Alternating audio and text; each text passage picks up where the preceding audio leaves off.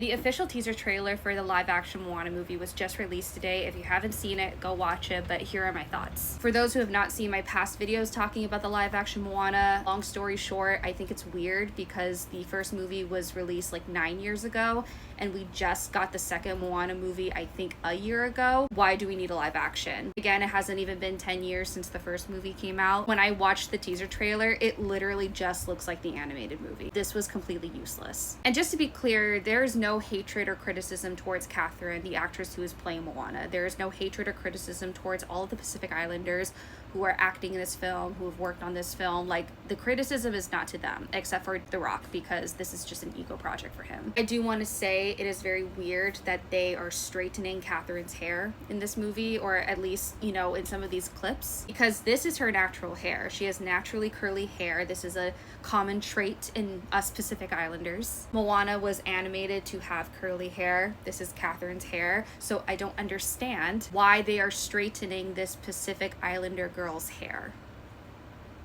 Yes, I am happy for Catherine. Yes, I am happy for all of the other Pacific Islanders who are going to be in this film. This is going to be their first major film. And yes, for the representation of Pacific Islanders, yeah, this is great. But again, this is not needed. When you look at the past live action films Disney has made, like Cinderella, The Jungle Book, Snow White, Beauty and the Beast, The Little Mermaid, those films were made several decades ago, the 30s, 40s, 50s, 60s, 70s, 80s. We grew up with those films. We had time to enjoy those films, appreciate them, appreciate the art. So it makes sense for several years in the future to, you know, make a live action for it, to retell these stories from our childhood and appeal to a more modern audience. Like, for example, in the live-action Cinderella, which is my favorite live-action film that Disney did, they had Cinderella and the prince meet before the ball. They had them, like, form a friendship before she knew that he was the prince, before, you know, he knew who she was.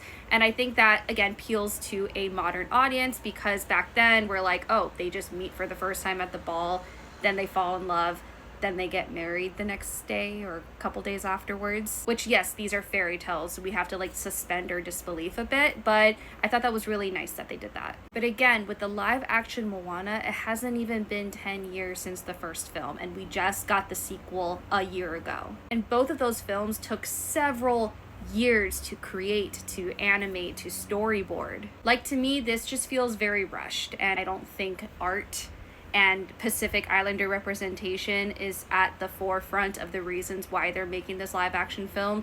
It's money. Because there are so many other films that are deserving of a live action before we get Moana. And that's not me saying I don't ever want there to be a live action Moana, but like, we couldn't wait 15, 20 years for this. So this rushed timeline doesn't really make me excited for this film. And I already wasn't excited for this film because of Dwayne "The Rock" Johnson reprising his role as Maui. You know, the whole point of Auli'i Cravalho stepping back and not reprising her role as Moana was to give more opportunities to other Pacific Islanders to, you know, tell these stories and play these characters, which is very admirable of her. You know, when she first voiced Moana in 2016, that was her first role. That was her first major movie as well. And now she's this very successful actress and singer. And so she did the right thing for stepping to the side and wanting another actress to play Moana. But of course, The Rock will never step to the side and let someone else play Maui, another Pacific Islander actor, Pacific Islander man, you know, make his break and play Maui, because this is all an ego project for him. He needs to remind everyone that he's the voice of Maui, because it's not about depicting Maui, the demigod that is very prominent in Pacific Islander folklore. It is about The Rock.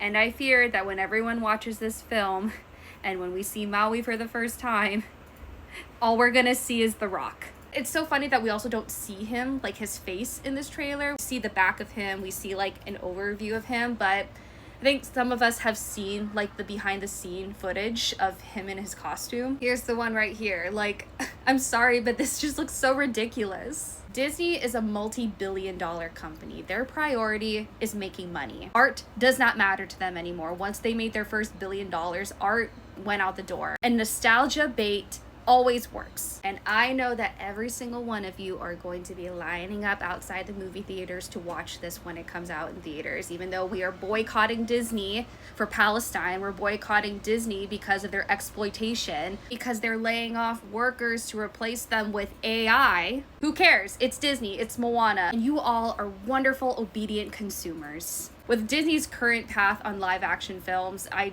already know how this is gonna be.